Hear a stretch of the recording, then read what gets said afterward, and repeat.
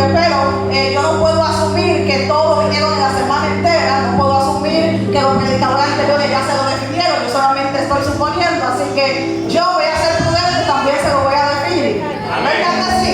Entonces, indetenible, según el diccionario, es aquello que no puede ser detenido. Entonces, de ahí empezamos a partir y podemos entonces decir que yo no puedo decir que algo es indetenible si no ha pasado algún obstáculo.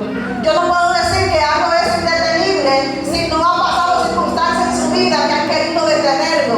No puedo decir en la vida de alguien que es indetenible si todo ha sido color de rosa en su vida, porque no tengo forma de probar o comprobar que es indetenible. Pero cuando alguien ha pasado circunstancias, ha pasado obstáculos, ha pasado procesos y lo ha sobrepasado, entonces uno puede decir que es alguien indetenible.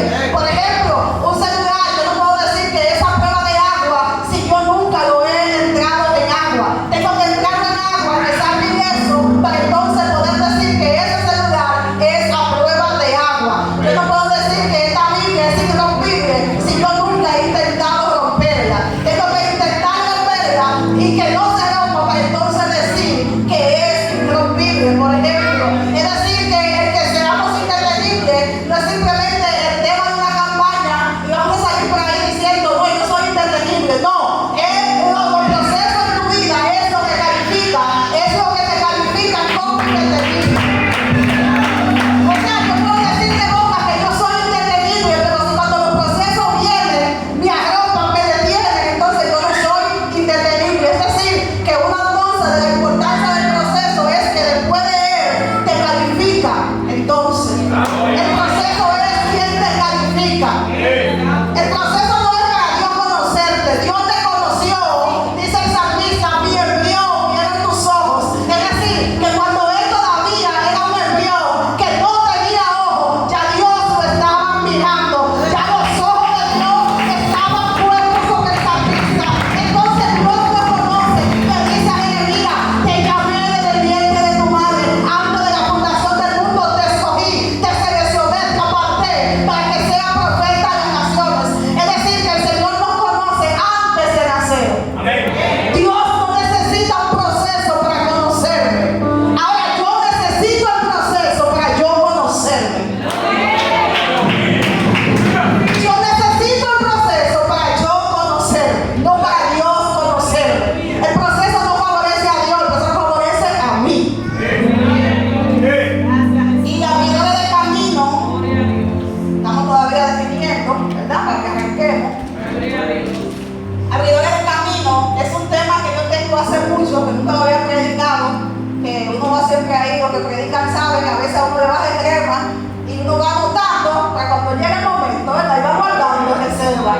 Y hace mucho que me había llegado este tema, abridores de camino. Como siempre digo, yo soy del campo, me crié allá los primeros años, mis primeros 11 años, y me llamó mucho la atención y muchas veces predico de lo que he vivido en el campo, de lo que sé, de lo que conozco, y llevo esas realidades normales, naturales, a un plano espiritual. Y abridores de camino no es más, como su nombre lo dice, que alguien que abre camino. Pero si usted no es del campo, esto es que, por ejemplo, supongamos que esta franja aquí en el medio es un camino y todo el mundo pasa por ahí libremente, pero hubo alguien al principio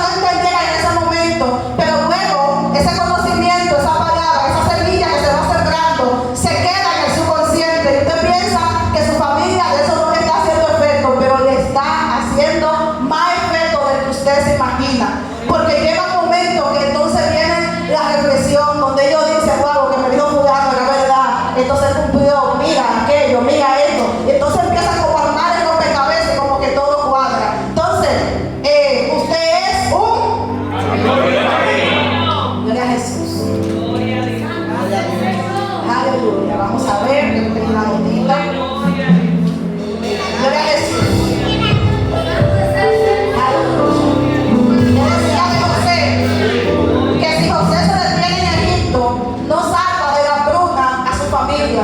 Si te detienes, no vas a poder salvar de la hambruna espiritual a tu familia. Tú eres el único, ya que conoce a Cristo, que puede salvar de la hambruna espiritual a tu familia. Porque tú eres el único que está en la casa de pan. Tú eres el único que está donde hay alimento. Y que allá afuera hay escasez, que tú estás en los 7 años de abundancia de Egipto. Entonces, si tú no avanzas, si tú retrocedes, si te detienes, entonces no podrás salvar a tu familia de la hambruna espiritual. Vamos a ver.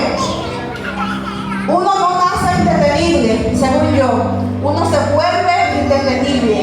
Usted no nace y ya usted es un indetenible, no. Usted nace todo flacucho, ¿verdad? Todo débil. Y luego, con las cosas de la vida, es que usted se va volviendo indetenible. Entonces, 3 cosas principales para usted volverse un indetenible. Antes que nada, tiene que conocer a Dios. No de algo de la confesión de fe que hacemos aquí adelante, porque a veces alguien hace una confesión de fe y ya se conoce a Dios. No, se está empezando a conocer a Dios. Ese inició la carrera de la salvación. Esa es la confesión de fe, pero eso no implica que ya usted conozca a Dios ahí inmediatamente. Conocer a Dios es una intimidad, es un trato más profundo, no es algo superficial, no solamente de nombre. Yo puedo durar 10 años viendo a Genaro, saber que se llama Genaro, su esposa Fanny, y aún así no saber cuál es su color favorito, cuál es su comida favorita, en qué él trabaja, cuánto gana, cuánto él quiere tener, si tiene carro, si tiene casa, qué él está estudiando. Usted ve que yo no lo conozco tanto. Entonces, saberse el nombre, saberse usted le sirve a Dios, simplemente no lo hace un indetenible, porque con eso solamente no quiere decir que usted conozca a Dios del todo. Aleluya. Entonces, vamos a ver 2 ejemplos de qué pasa cuando usted conoce a Dios y qué pasa cuando usted no conoce a Dios. El pueblo de Israel, cuando usted no conoce a Dios, primer ejemplo. Cuando usted no conoce a Dios, cuando vienen las dificultades, usted no avanza hacia el mar porque usted sabe que se va a ahogar, porque usted no conoce a Dios. Usted no sabe que ese Dios que usted le sirve puede dividir el mar en 2. Como usted no sabe eso, porque usted no conoce a Dios, porque usted no sabe qué tan grande es el poder de Dios, entonces usted se va a detener. Entonces usted no va a ser un indetenible, usted va a ser un detenible. Alguien que se detiene ante las circunstancias. Entonces el pueblo, cuando ve a Egipto, al faraón y a su gente detrás y el mar delante, que se ve en esa encrucijada, lo que empieza, en vez de empezar a decirle por lo menos Moisés, llama a tu Dios, lo primero que dice es: en Egipto había sepulcro. O sea, si usted no conoce a Dios, cuando vengan las dificultades, usted lo que va a hacer es ponerse a pensar: pero yo estaba mejor en el mundo, pero en el mundo me iba mejor, pero en el mundo yo tenía X cosas, yo tenía cual cosa. Pero cuando usted es un indetenible, tiene las dificultades, entonces usted marcha más adentro, porque usted sabe a Dios que usted le sirve. O lo deja ahogar, o algo va a hacer Dios, o va a ahogar, o algo el Señor va a hacer con usted. Pero usted sabe que Dios que usted le sirve es fiel y que no lo va a dejar ahogarse en el mar.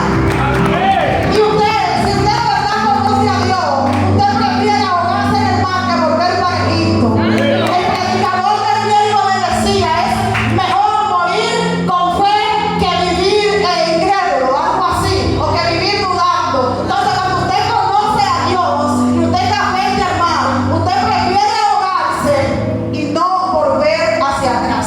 Aleluya. Un ejemplo de cuando usted conoce a Dios, esa gran Mesach y Abednego. Todos conocemos esa historia. Hay un edicto del rey donde nadie puede adorar otra cosa que no sea el estatua que se levanta. Ellos que son hebreos, que saben que no pueden adorar solamente que al Dios del cielo, están en esa encrucijada. Entonces le dan una oportunidad para que ellos retrocedan, se retraten y adoren a esa estatua. Ellos estaban allá esclavos con ciertos privilegios, por así decirlo. Y ellos, aún así en su condición de esclavos con ciertos privilegios, ellos prefirieron ser echados al horno de fuego que adorar esa imagen, porque la respuesta de ellos fue: no tenemos que responderte, porque ya tú conoces cuál es nuestra respuesta. El Dios que le servimos puede librarnos del horno de fuego, pero si no nos libra, no es porque Él no puede, porque ya yo sé, yo conozco que Él puede. Si no nos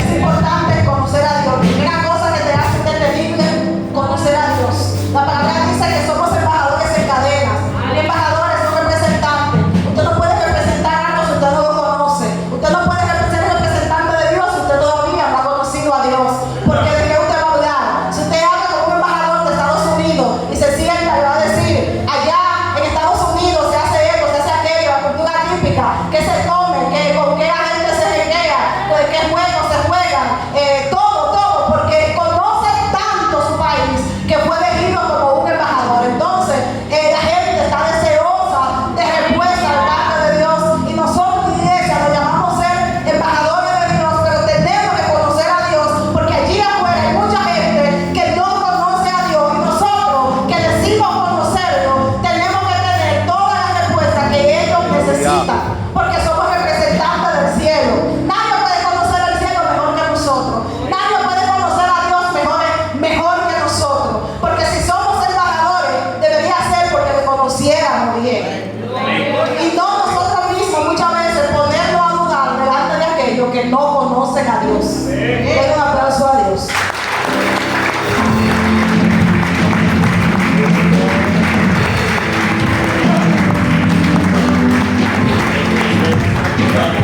Gloria a Jesús.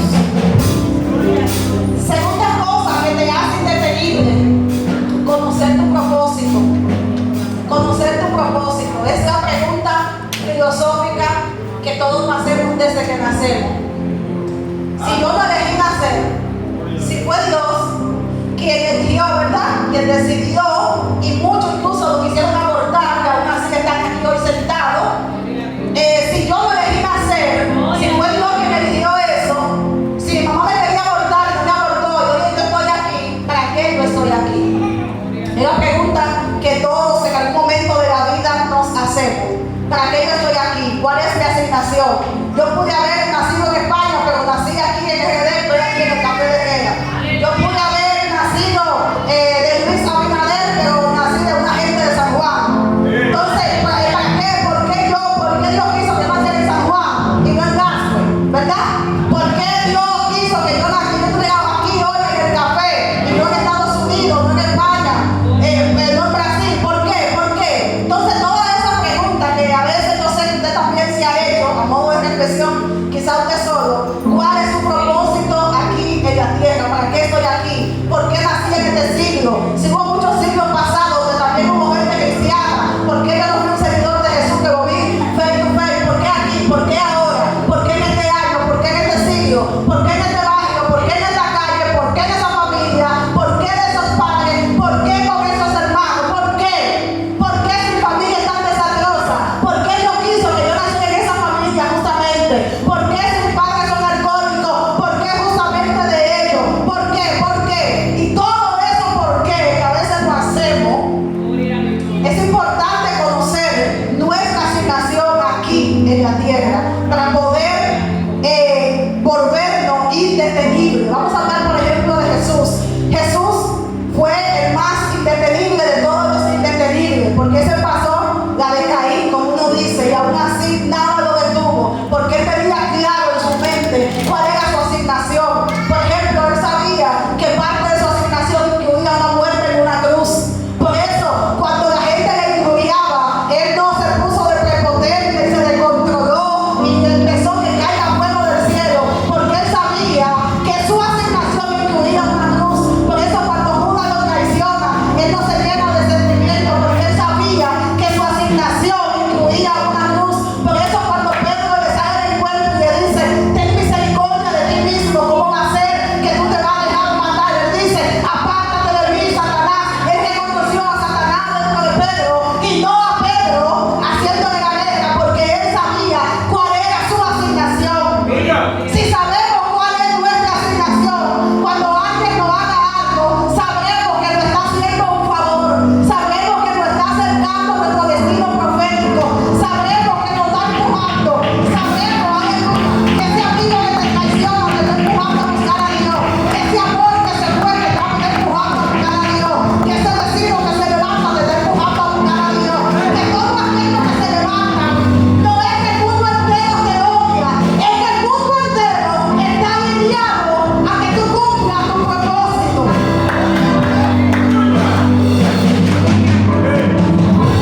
No es que nadie te ama, no es que nadie te quiere, no es que el mundo te odia, porque ni una cuarta parte del mundo te conoce. La gente no te puede odiar sin conocerte, por ejemplo, ¿verdad?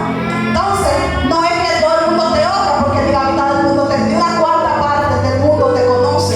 Es que cuando Dios viene a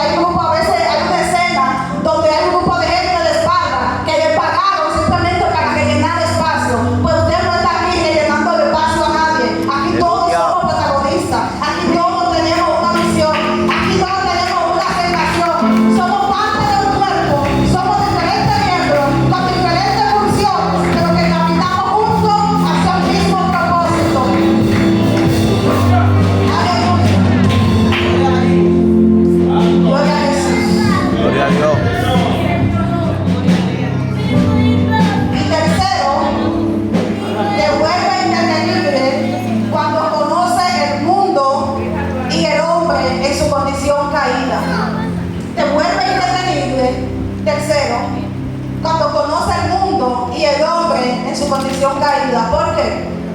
Porque cuando te das cuenta que de este mundo, de lo que te rodea, del hombre en su condición caída, que no piensa nada bueno, que no se inclina hacia el bien, sino que se inclina hacia el mal, y que tú un día cuando se tache a Cristo y le declaraste la guerra al mundo y dijiste, por ejemplo, usted se tira en un río y si el río va hacia allá, usted no tiene que hacer nada para ir hacia allá, porque el agua sola lo lleva. Pero si usted va para acá y la corriente va hacia allá, entonces usted va a tener que mantenerse siempre remando, y nada va a ser fácil, porque usted siempre va a tener que remar en contra de él, porque el mundo va hacia allá y usted va para acá, el mundo va de para acá y usted va hacia la cruz. Entonces por eso no vamos en la misma dirección.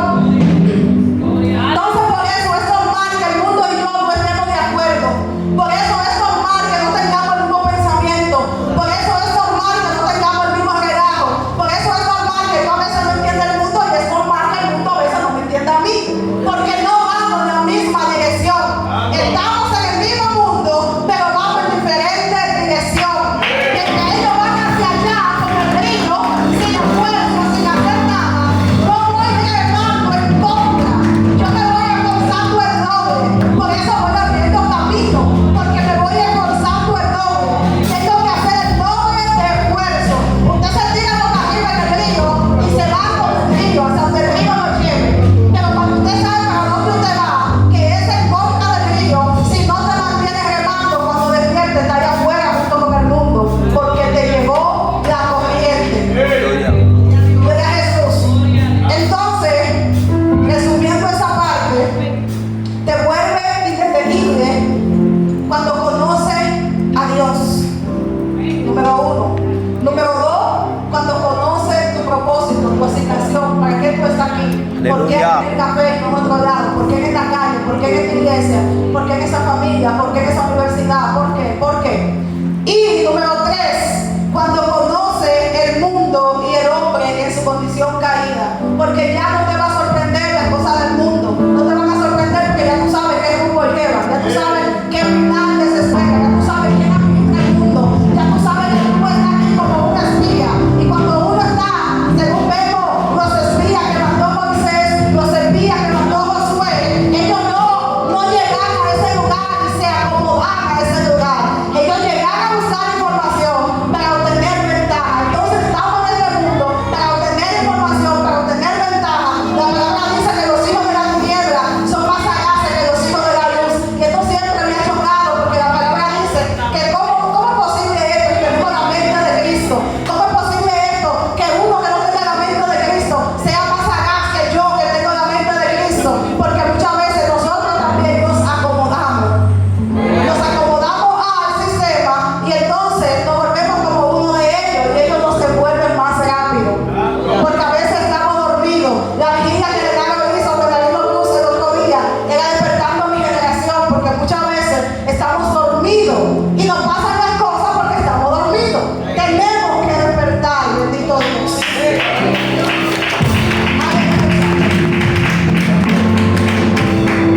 Gloria a Dios. Si te detienes ahora, le va a cerrar el camino a la generación que viene detrás. No importa el proceso que tú estés pasando, si te detienes ahora, le va a cerrar el camino a una generación que viene detrás. Usted y yo hoy estamos aquí porque hubo alguien que, aunque tenía deseo de rendirse, no se rindió y siguió predicando a Cristo. Y un día nos predicó a nosotros y nos alcanzó. Estamos aquí porque hubo quizá alguien que estaba cansado, daba rodillas por nosotros. Estamos aquí porque había alguien que, aunque el sol estaba picante, salía a evangelizar. Estamos aquí porque alguien no se detuvo, aunque tuviera deseo. No es pecado tener deseo de detenerse. Hay veces que va a llegar el proceso y la misión y usted va a querer detenerse.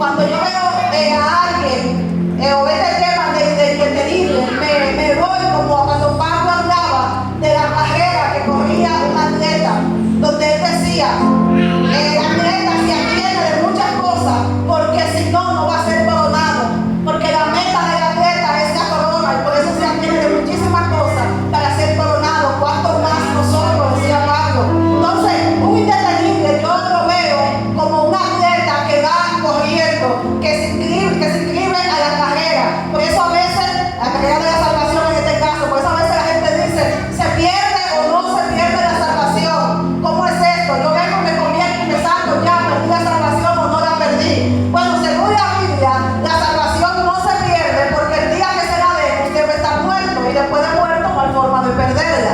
Me explico. Usted viene aquí, vamos a primero la carrera de atleta. Usted se tiene una carrera de atletismo, por ejemplo. Si usted se devuelve, ¿qué usted perdió? Carrera. Usted no perdió la corona porque usted no la tenía en la mano. Usted perdió la oportunidad de ganar la corona. Entonces usted viene aquí, usted no le da la corona de una vez. ¿Qué dice la palabra? El que persevere hasta el fin, ese será salvo. Es decir, que la coronación no es cuando usted se convierte. La coronación es cuando usted vence, que persevere hasta el fin. La Biblia dice, hay que vencer. ¿A quién? Hay que vencer.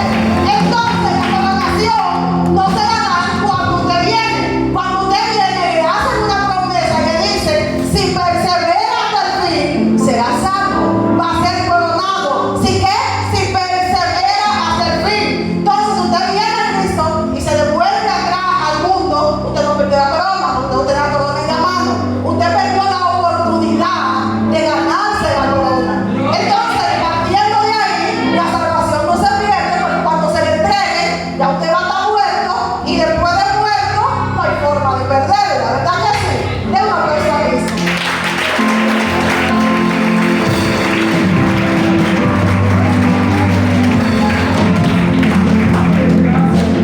Gloria a Jesús. Tres cosas comparando inteligencia con una carrera, con un atleta, por ejemplo. Lo primero es la dirección, hacia dónde vas. Tienes que estar direccionado. Hay una frase por ahí en las redes que dice, la dirección es más importante que la velocidad, porque hay mucha gente yendo rápido a ningún lado. O sea, hay gente que vive la vida rápido, pero no van hacia ningún lado, porque no están direccionados, no tienen dirección, no saben para dónde van. Entonces, lo primordial en una carrera de atletismo y en la salvación es la dirección, es su meta. Cuando usted llega a una empresa, usted va a encontrar en recesión, tres placas donde le van a decir la misión y los valores de esa empresa. Así mismo es como cuando venimos a Cristo. Esa misión es donde la empresa quiere estar dentro, por ejemplo, de 5 años. Entonces, usted tiene que saber en Dios y en la vida dónde usted quiere estar dentro de 5 años. Esa es su dirección, pero también en la empresa va a haber una misión que es lo que usted está haciendo para alcanzar esa misión. Entonces, la misión es lo que determina, ¿verdad?, qué yo estoy haciendo para alcanzar esa misión que yo quiero. Y los valores es como mi moral, cómo yo me estoy cuidando, cómo es mi modo de actuar para yo alcanzar esa misión. Entonces, un segundo aspecto, muy rápido, es velocidad. Velocidad. Aquí en el Evangelio no es una carrera de velocidad, es una carrera de resistencia. Siempre yo le digo a los creyentes, que a veces uno también fue un creyente y se quiere como comer el mundo en 2 días, tranquilo, que esto no es velocidad, esto es resistencia. ¿Cuánta gente rápido han chocado y han caído de ganado y jamás se han levantado? Esto no es quién va más rápido, esto es quién va mejor direccionado, quién va con mejor constancia. Esto es el que persiste más. Esta no es la carrera de quien llegue primero. Yo no estoy compitiendo con mi hermano por la salvación alcanza para todos. Esto no es como quien llegue primero, esto es que llegue. Simplemente es llegar. Esto es para el que llegue, no para el que llegue primero, sino para el que llegue. Entonces es importante la resistencia. Por eso Pablo dice, yo no pretendo ya haberlo alcanzado, sino que me despojo de lo que queda atrás del pasado, de lo que ya usted no puede cambiar, pero ahora sí usted puede hacer algo, dice Pablo, y extiendo mi mano a lo que está adelante. Ya yo no puedo cambiar el pasado, pero de hoy en adelante yo puedo empezar a cambiar el futuro. Yo puedo empezar a mejorar. Y un tercer aspecto de una carrera de atletismo es la perseverancia. La perseverancia.